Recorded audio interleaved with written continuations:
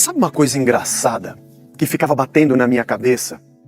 Na época que eu estava bem doido da vida que nem você, não que eu tenha ficado bom, mas quando alguém sobe num púlpito e diz assim, você tem que entregar tudo o que você tem, porque quando você entrega tudo e fica sem, aí as janelas se abrem.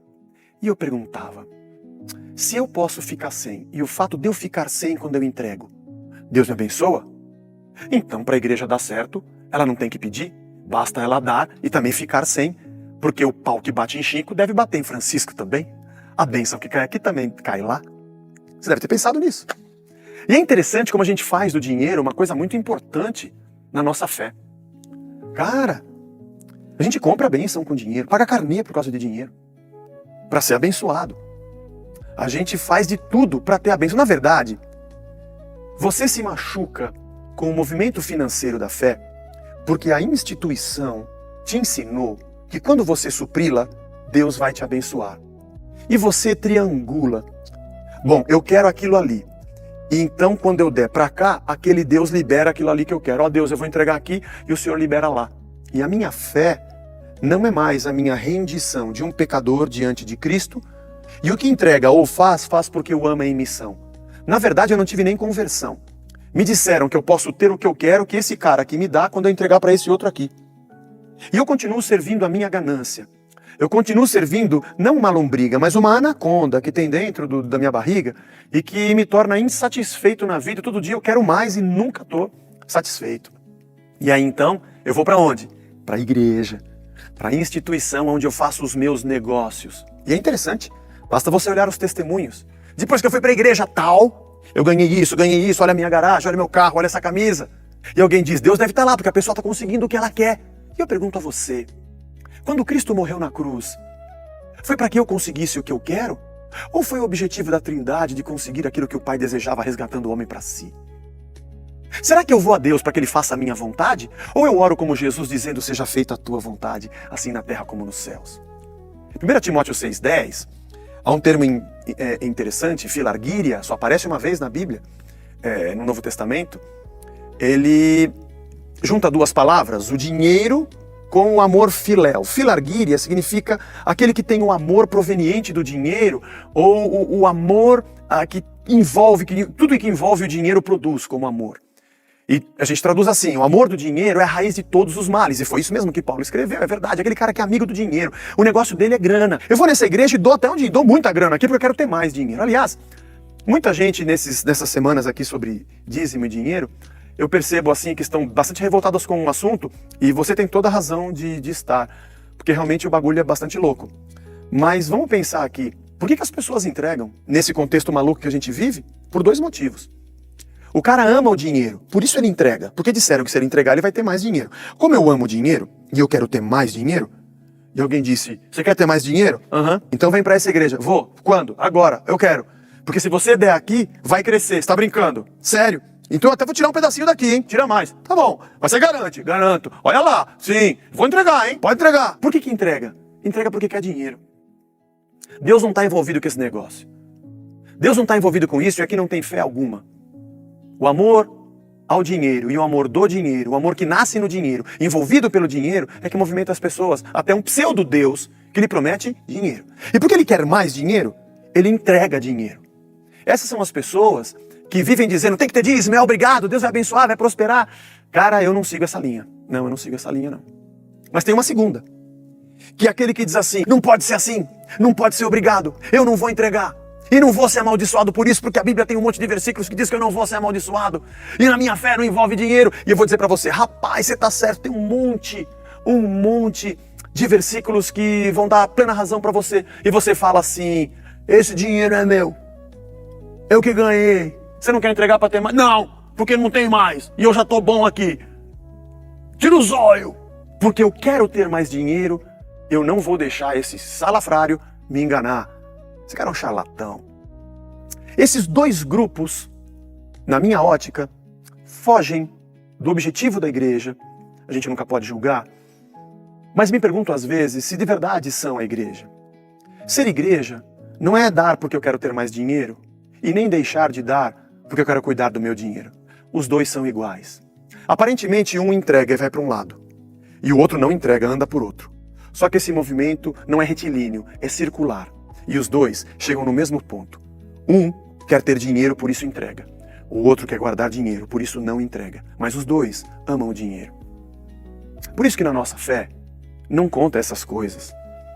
E Jesus disse, se alguém te pedir a capa, entrega. Quiser andar 1 milha, anda 2.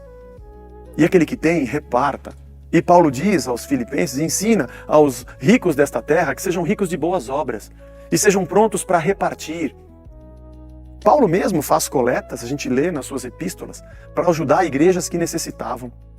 Mas não porque queriam ter mais dinheiro. E não deixavam de entregar porque queriam ter mais dinheiro. Na verdade, o dinheiro não era nada. Era só uma maneira de expressar todo o amor e cuidado que eu tenho por você. Cada igreja tem uma maneira de viver, de agir.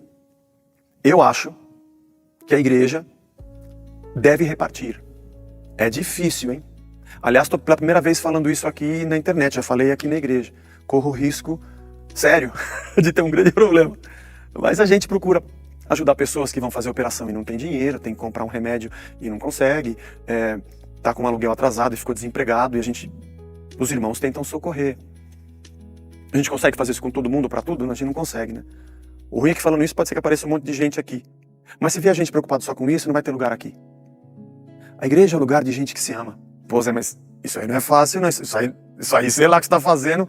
Você fala para as pessoas que você ajuda quem está precisando? Eu falo aqui na igreja. Rapaz, vai aparecer um monte de gente. A gente corre esse risco, né? Talvez não. Talvez se a igreja for igreja de verdade, e aí entra num campo que a gente precisa de pensar assim, será que dá para acreditar mesmo? Será que Deus existe mesmo? Dá para crer em Jesus mesmo? Assim, ele existe mesmo? Tipo, ele habita mesmo? Jesus pode habitar em alguém mesmo, como templo da sua presença? Eu não sei, eu acho que sim. Eu não sei como é que você pensa, eu acho que sim. E essa coisa de ter o mesmo sentimento que eu vi em Cristo Jesus, Filipenses 2,5? Não, acho que sim.